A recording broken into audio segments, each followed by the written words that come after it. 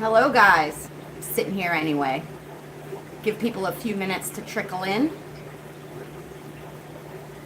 The mess level is about a 4 out of a 10 down here. I fed really heavily this morning, so some of the tanks are pretty stirred up, but I figured we could take a look around anyway. So if there's anything in particular you want to see, get your requests in there.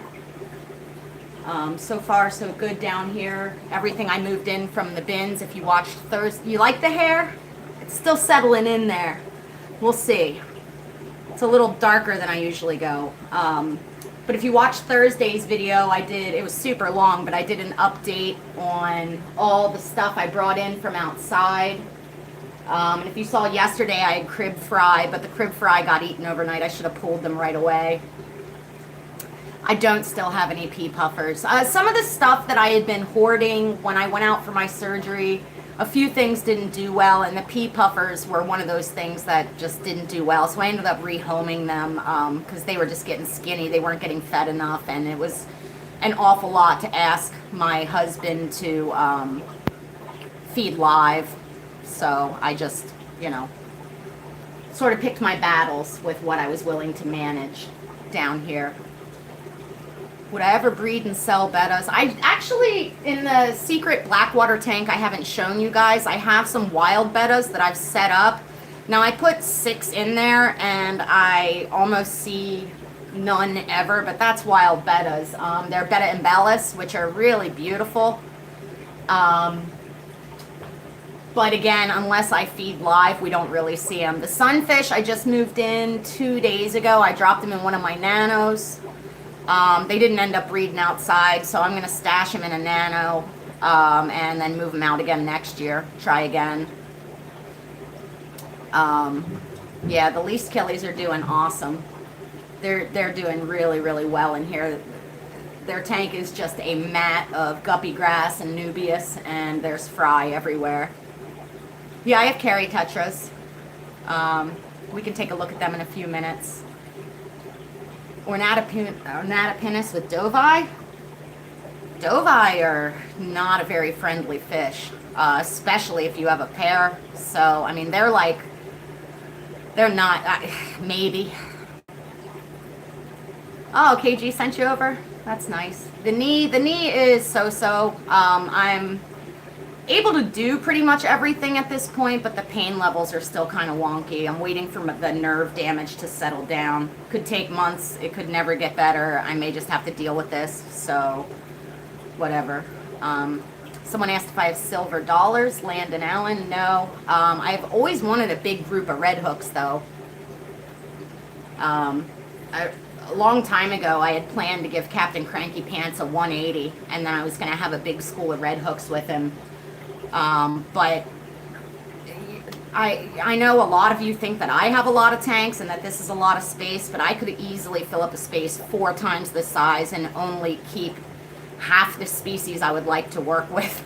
So, it's, I never have enough space. And eventually maybe I'll get to put a building in my yard, which is what I'd really like to do, and then I could have a cool water room or a temperate room and then a tropical room, and be able to have a bunch of larger tanks. And if I get to put that building in, what I'd really like to do is convert this space down here into sort of a lounge, and then I could put a big built-in tank for the big boys back here, as well as a larger tank for Captain should he hang on that long. When do you get to see the secret tank? There is a plant in that aquarium that I am waiting for it to be visible. It's a really, really unusual, cool plant, but it was planted in the back behind some of the hardscape. So I'm waiting for that plant to get of good size to release that video. So hopefully soon. It's a Lagandra species, and they're just really neat. And my friend Ricky scaped it for me, and it's a really lovely tank, but the plants are just taking their sweet old time. What are the big boys? The big boys are a tropical gar, a Cuban gar, and 3 Polypterus endlicari and lacari are saddled bikers, and they're my babies. They're in this aquarium there. We might feed them in a little bit. Yeah, nerve pain is absolutely miserable. They had me on gabapentin as well as Flexeril because the nerve misfires were causing like these crazy muscle lumps, but the gabapentin made me feel really stupid. So I stopped taking it. I mean, it helped, but not enough to make the side effects worth it. So it is what it is. What's my favorite shrimp pattern? Oh, pattern? I really prefer the wild ones. Thank you for the super chat, Paxton, and the kind words. My favorite shrimp are actually a wild bumblebee type that I have. I can make Candy a moderator. Yeah, gabapentin is brutal, if I can find her. Shell dwellers are doing great. We'll go take a look at some of the aquariums in just a second. I can't find people to make moderators. Does anyone want to do that? I mean, I don't generally need them. You guys are usually pretty well behaved. Don't make a liar out of me. Do I save the water changes from my to water my garden? I don't currently. Here, let's take a quick look around, and I'll show you why I don't currently. So, because this is a basement block wall all the way around, there's no windows, and in order to run or pump my wastewater outside, I'm going to have to drill through that block wall, and I just haven't felt like doing that yet, though I do have intention on doing so at some point. But you guys know this tank, that is the 75-gallon Nano.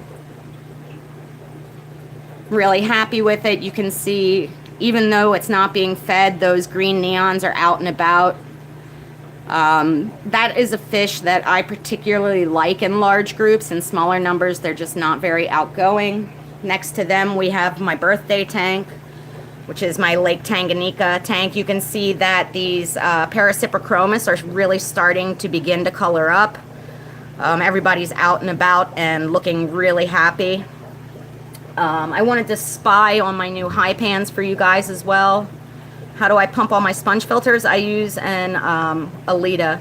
The shells are in the bottom because these guys, the Altolamprologus compressiceps species Sumbu shell, are supposed to spawn in them. And if you look over here, you can see one that's hanging out by the shell. But apparently, unless you really have a fish that chases them down, they'll also utilize the mid-water. So we'll have to see as the Parasiprochromis and the Ciprochromis leptosomas get bigger if that drives the drives those Sumbu shells down a bit more. But for now, they are all kind of hanging out together, which isn't exactly what I had planned, but still successful. Thank you for the super chat. Who was that? Lila. And as far as the membership thing, for some reason, my channel's not eligible. So I thought about it, but I can't do it regardless unless YouTube lets me, and I guess YouTube doesn't love me. What scape will get neons and cardinals into the foreground? The thing with a lot of these little fish, and one of the reasons that these green neons do so well, is that they have this layer of fish above them. These barred pencils are Nanostomus espi, and the Nanostomus espi are very, very visible, and what they do is they make the fish in the midwater, these guys, feel confident and secure because they're out in the open. So sometimes adding something like a dwarf pencilfish up at the top or some hatchet fish will help the fish that live in the midwater feel more secure, because if there's not predators making those topwater fish hide, the midwater fish will become more visible. So far the Sumbus are pretty chilled. I mean, they're still pretty small. They'll get probably about twice this size. But they're already starting to establish their territories. There's 3 separate territories in this aquarium. There's one that's back there that has a pair hanging out. There's a territory in the middle here, which is where all the bachelors seem to go. And then there's the biggest dude over there that no one goes near that section. So, you know, we'll have to see. Again, my cyanobacteria has not come back in this aquarium. I'm still having wicked diatoms. But The nearite snails I added in here are keeping up pretty well. In fact, there's a really pretty little orange nearite that I like. They're kind of all over. So far so good. And the other shell dwellers are over here. This aquarium is having some interesting algae issues, but it doesn't bother the fish, so it's not bothering me. And the plant health is still good, so I'm not stressing. If you look down in that left corner, there's some teeny tiny fry swimming around. Those are probably a few days old, and then generally by that sort of conch structure in the back by the sponge filter, there's usually some fry there.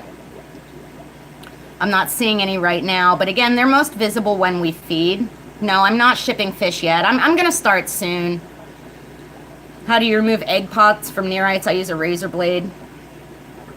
Cocoa curl, yeah, it should be fine. Oh, here's some, this, I've never had fry here before. I'm not sure if you got right by underneath that fish, there's some brand new fry. I was thinking they were setting up a territory there. Thank you, Seamus. The green algae in here is not actually algae, it's the shells breaking down. I think it's because they're several years old now. The black algae is black brush algae. Oh, yep, there is some fry back there by the conch too. So there are currently visible 4 new spawns in this aquarium. So I'd say it's going pretty well. And again, these dudes, these sardine cichlids, are what the group of 14 in my birthday tank will look like. And I got that group so that I could add some ladies to this aquarium, because right now there's just 2 bachelor males. The square sponge filters are Pourette foam, and I get them from SwissTropicals.com.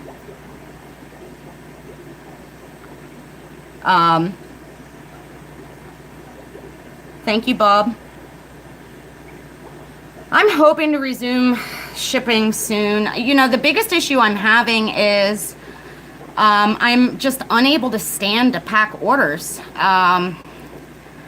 You know, and carrying things is really difficult for me. So it's just not that simple. I mean, trust me, I had no intention to take what's going to probably turn out to be a year off of work. That is my primary income, and it's not awesome to not be working. Luckily, YouTube picks up some of that slack. The Barbuca diabolicas are in here, in the 150. And I see very, very little of them in here, but when I see them, they are happy.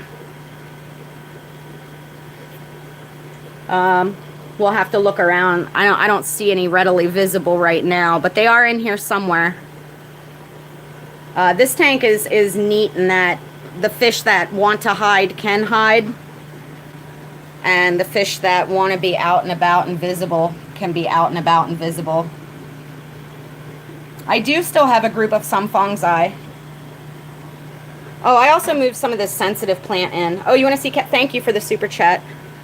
Echoes. Yeah, we'll look at Captain in a minute. I don't want to harass him too much because he's still not right. I mean, he's basically healed up, but he's just, you know, I think he's aging out, and the reason he got sick is because, well, right now he's pouting because I'm down here disrupting his day.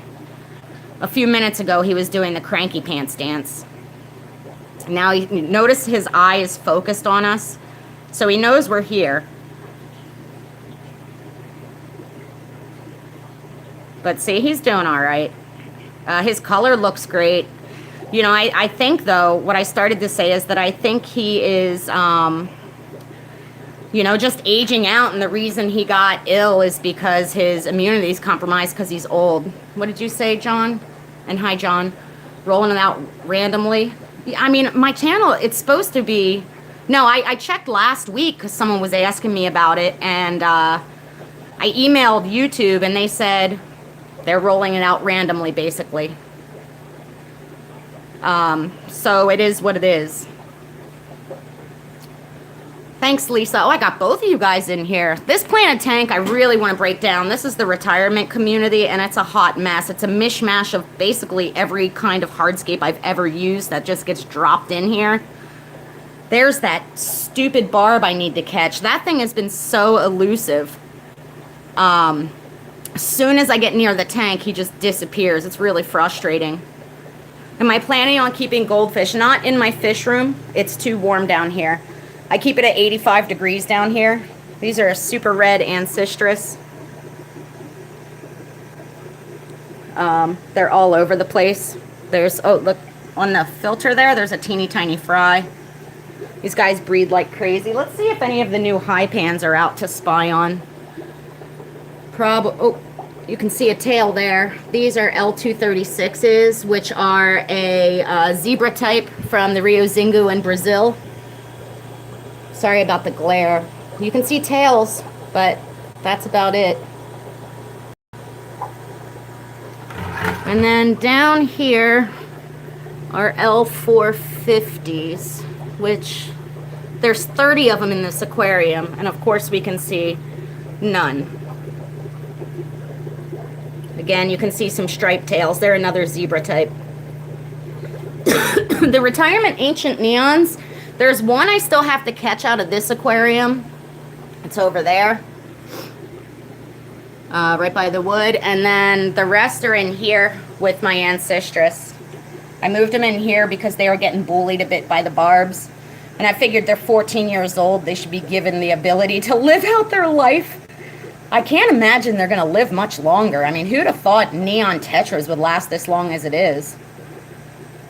As far as heaters, I don't even remember what those are. The Hypancistris breeder I buy from gave them to me. I don't remember what they are. But I only use them in my Hypancistris tank. So they're on these two tanks. There's L173s in here, L173Bs.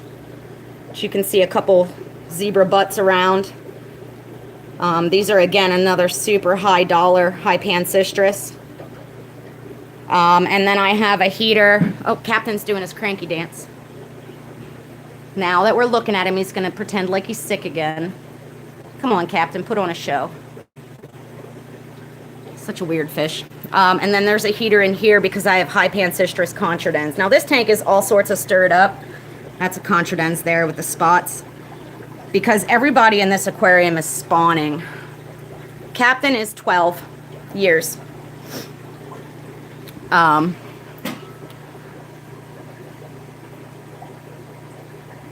know, and I was really hoping to get 20 out of him, but, you know, time will tell. I mean, his color looks good. His fins are all healed up. He's doing his cranky pants dance, but he's not eating as well, and his flotation still... Here's his dance for you guys. I buy my pleco caves from South Central Cichlids or plecocaves.com. Either source is great. They're both people that I really like in the hobby. Favorite easiest small catfish for a beginner aquarium. Depends on if you want to see them or not. So you can see Captain's doing what Captain does, which is, you know, try and terrify me that he's sick again and then do this dance and, like, act like a wild man. So the vet I've been consulting with agrees that no further treatment look at him, is needed as of now. But he's still, if we could get close to him without stressing him out, his backbone's a little bit visible, which is a sign of an old fish. And, you know, it is what it is. Not much else I can do for him. So we'll have to see. I want to feed these little catfish for you guys. These are the honeycomb cats. Now, they've already been fed today, so I don't know if they'll come out or not. But they're, like, currently one of my favorite things to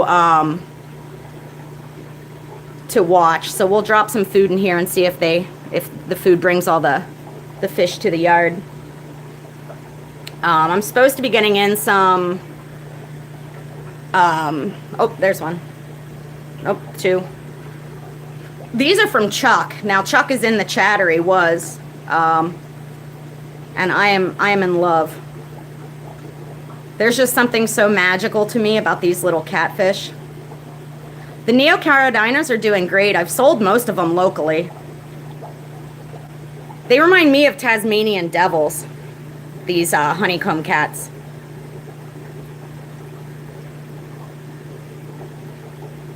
How many ESPYs in a 20 long? I would do at least 12.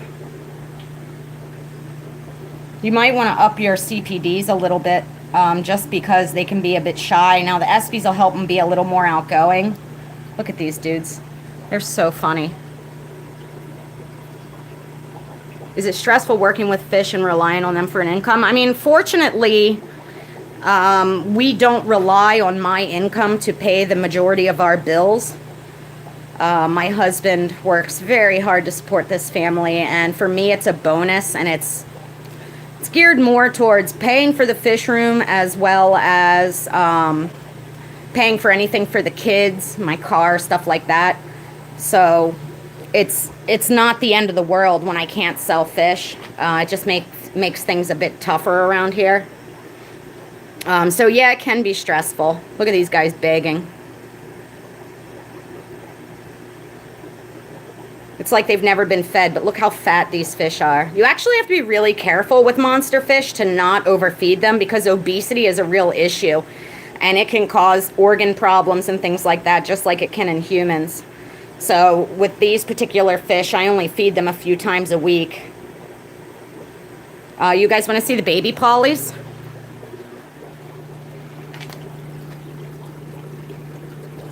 They're getting big.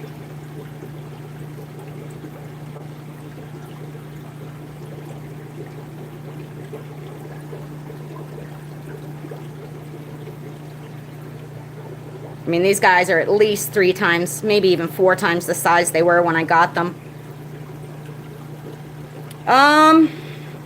Probably about 6 inches. A couple of them are smaller. I might actually sell a few of them because a couple of them are smaller, or give away a couple of them because I'm concerned. Like this one here is pretty tiny, and if this one grows much more, it's going to try and eat that one. So I may have to rehome a couple of them. There's the endlers.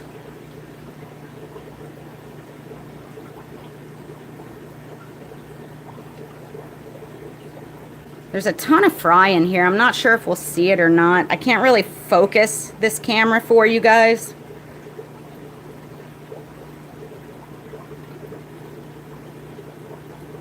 But I love endlers. It's one of the few live bears. Those and these, well, let's see. Here's the least killy female. And a bunch of fry.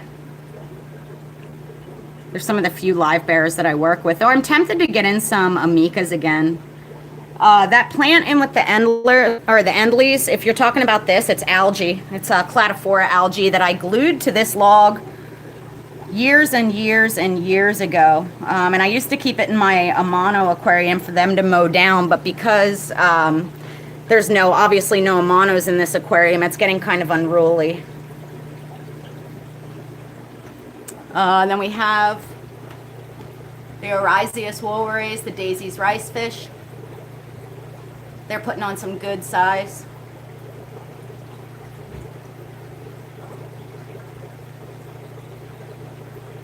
Over here are the rainbows, rosy loaches, and some of the unknown Tanichthyes species, the Tanichthyes yellow, that were sold as Thacbiensis, but they're obviously not Thacbiensis.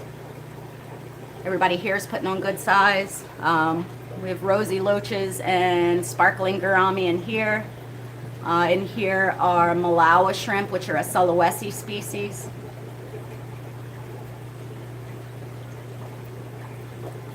These guys are begging. They've already been fed twice today and they still act like they're starving. These guys are a really great fish if you want something that's outgoing, because they seem to have little knowledge that they are low man on the totem pole as far as the food chain goes. Shellies are doing great. Let's see if these guys are out. Sorry about lurching around, guys. I still have quite a limp. Here are my tangerine tigers and Indian zebras.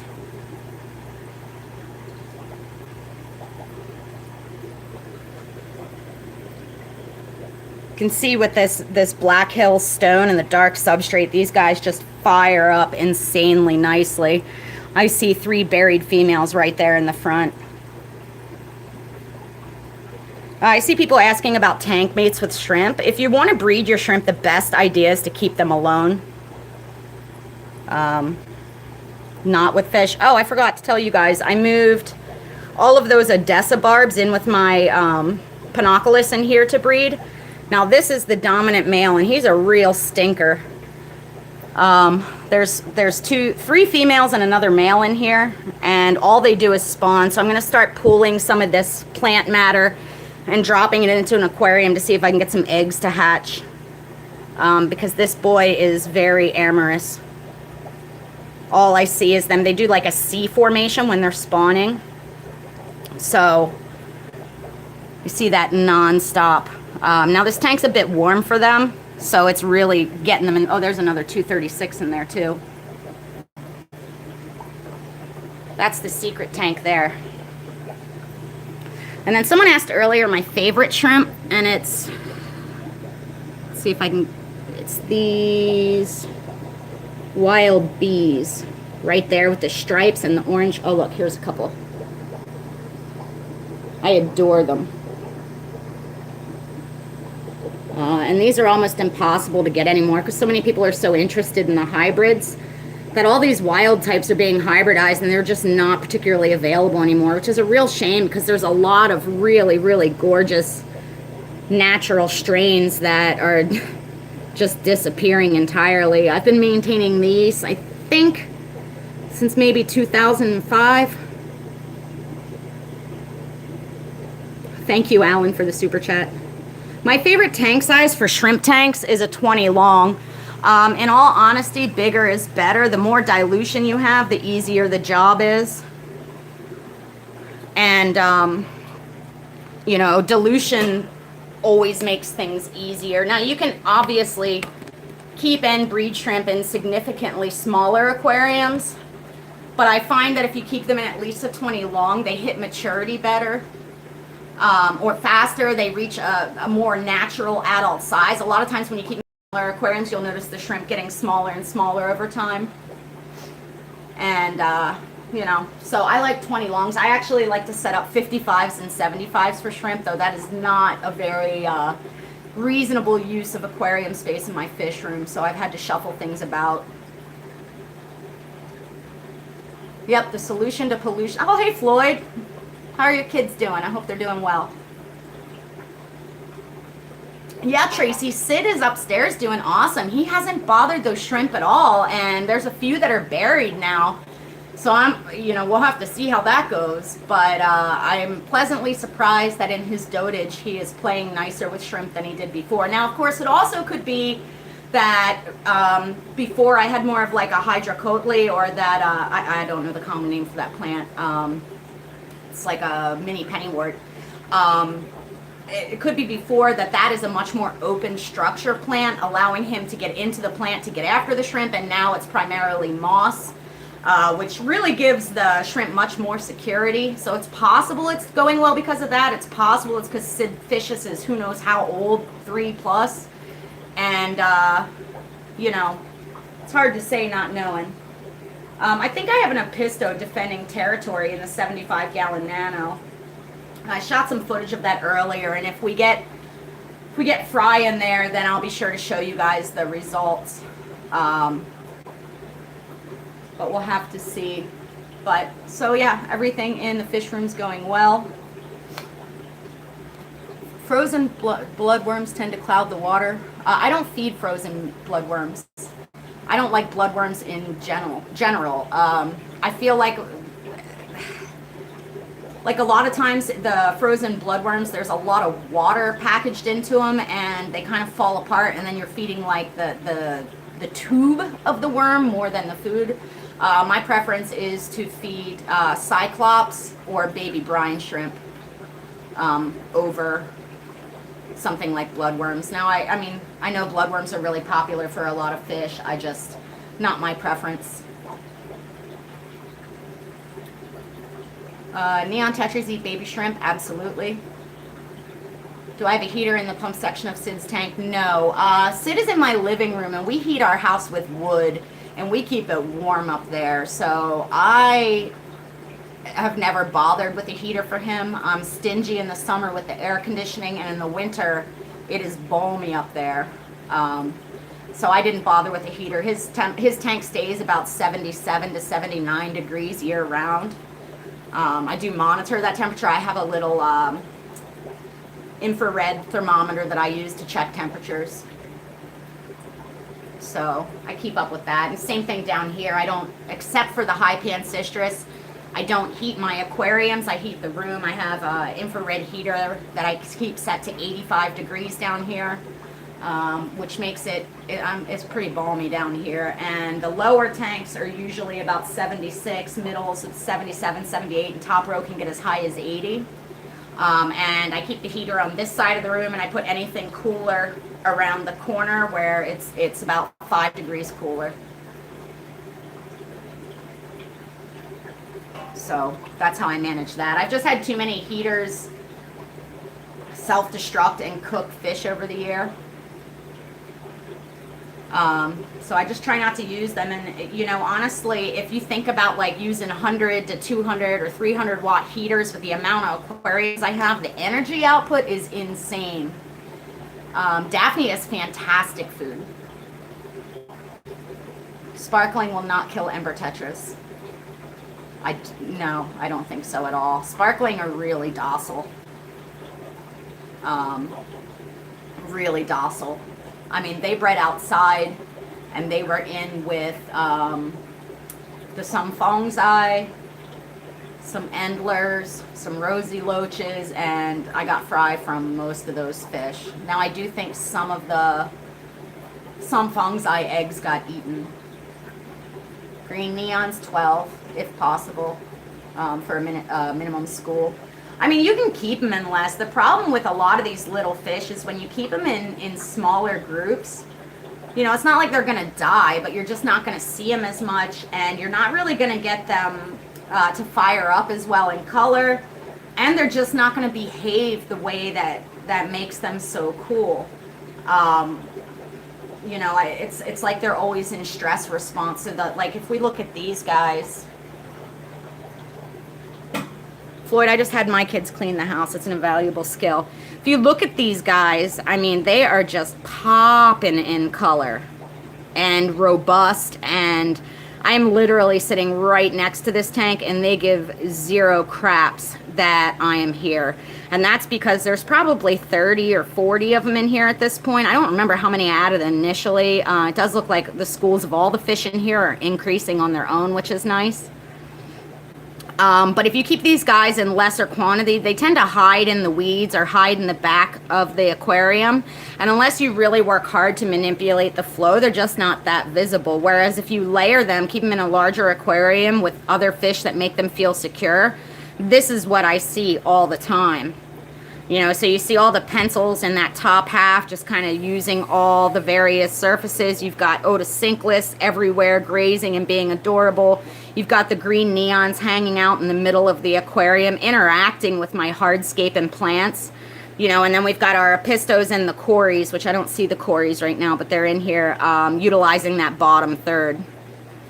So for me, like when I'm picking stocking for an aquarium, I really try and think sort of about the psychology of the fish that I'm choosing and what like their natural environment might be like, in order to make a selection that's going to give them the same sense of security they would have in the wild, so that they're the most visible they can be. I can try and show you my betta embellis, but I'm telling you right now, they're hiding, because that's what wild bettas often do. Plus, there's like 2 inches of leaf litter in that aquarium. I'll have to move a ladder over, but we can try and take a look in a bit. These are almond leaves, and they're fantastic for a shrimp tank. The thing that you could use also, this is the great time of year to collect fallen hardwood leaves, things like oak or maple, even mulberry. The one thing you just have to be very aware of, oh look, there's a quarry there, is that you're not collecting from a spot where pesticides have been used. We don't use any pesticides or any sort of chemicals on our lawn, trees, or anything. So I know that it is safe for me to collect those leaves. However, I do prefer the almond leaves because they just hold up. They have this like leathery texture that is just way more durable than a lot of the hardwood leaves. So they're my preference simply because they stay put and they last a lot longer in the aquarium. You can get the almond leaves on eBay. Thanks for stopping by, Veranid guy. Oh, I guess what day? This is Sunday, right? I guess it is. I guess football's still going on, huh? I'm not very sportsy. Senegal bikers do not eat plants. However, you know, sometimes they'll uproot them. Angela, those parameters should be just fine for both. With a hardness that high, you just want to make sure it's good and cycled. Yes, almonds do have an anti-inflammatory things. Yeah, I sold the rams before I went out for surgery. Well, if you get YouTube Premium, yes. There's like a different way they structure that. So like when I look at my analytics, I can see like YouTube Red, which I guess is now Premium, and you know they break it. They make it fair for us. Pencils and SB. Rummy nose are great with a lot of fish. Salt dip is safe with cherry shrimp. Are you having problems with Vorticella or Scutellaria or something? The salt dip can encourage them to molt.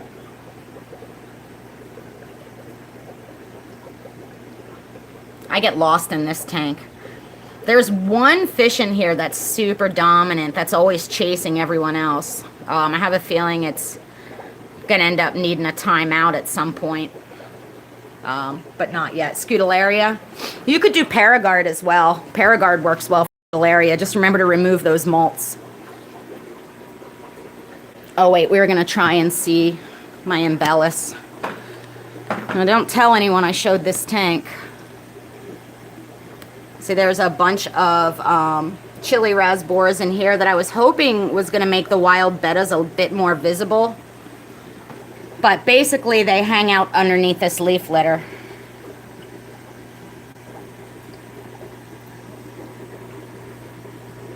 Oh, I see one. It's right underneath that tangerine tiger shrimp. You guys see its little face poking out? So I'm not lying, there are bettas in this aquarium. It's right there. Now I fed them live baby brine today, which is why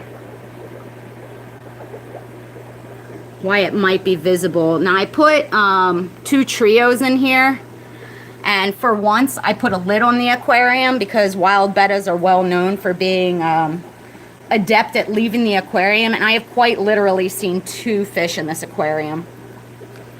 I'm hoping that as more time passes, these guys get more outgoing. But yeah, I also need to catch that tangerine tiger and move him in with his friends. The baby bikers are doing great. I showed them a few minutes ago. They are still entirely too small to put in with the big boys. They would be a quick snack. Oh, someone had asked about the Carry Tetras. I have them here.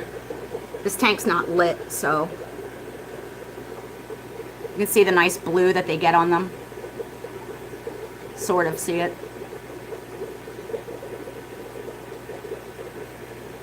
Next door we have black neons, which I think are a super underrated fish for a Planet Aquarium.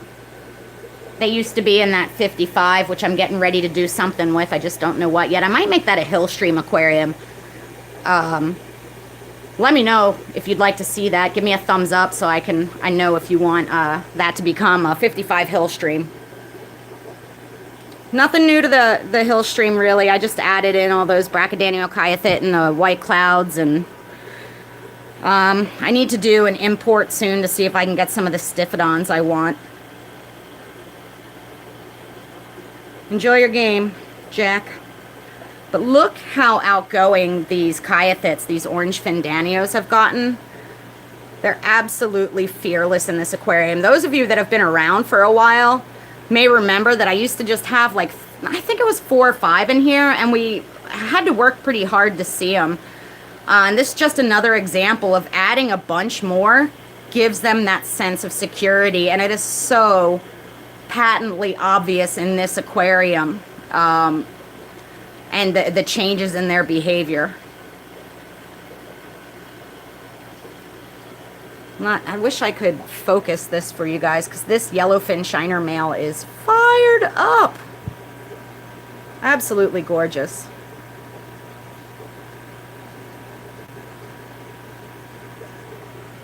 Let's see if we can find...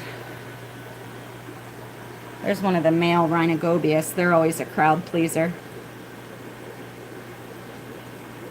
Stiphodon, Atropurpureus. There's Soelia linealata in the middle of the frame. Cobitus sinensis, spiny loach at the base of the wood there. This dude is a Sychiochus zosterophorus, a lips like another little goby. Here's another Soelia. It's a boy. And I have a new island growing. Hopefully this one stays. It seems to like it better than the Bucephalandra that was on there. Do I have any advice on resealing a 220? I would go watch Joey's channel. I usually just replace aquariums instead of repairing them. I've got too much going on to worry about leaks.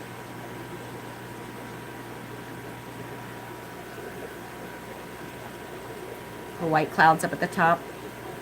White clouds will adapt to higher temperatures. You know, they're like one of those bomb-proof fish. They're just more fun in cooler temperatures. Oh, I was looking for... Oh, look at that giant Amano shrimp. Holy cow. I was looking for my Gastromyzon viriosus, but I don't see him right now. So we'll just have to move on with our lives. Oh, wait, there's one. You can see its tail in between that bulbitis. See that yellow tail? Yeah, these are a crypt that my friend Penny from Connecticut sent to me. I think they're a Wentzii type, but she didn't know what they are, and I don't know what they are. I tossed them in here just to sort of see what would happen. And I had actually planted them at the base of that rock, and they migrated over here because this is where they want to live. Who am I to argue? But I mean, this tank is just so active without even being fed. Look at those Kyathits. They're so cool. They're spawning over there. And there's some fry in here too. If we look up at the surface, it's a little Kyathit fry there. There's another one right there. No, the gobies are small. They're like 2.5 inches. If that. Another one. I have 3 males and 2 females in here. One of these days I need to catch out a pair to breed for you guys. It's kind of neat because they lay their eggs on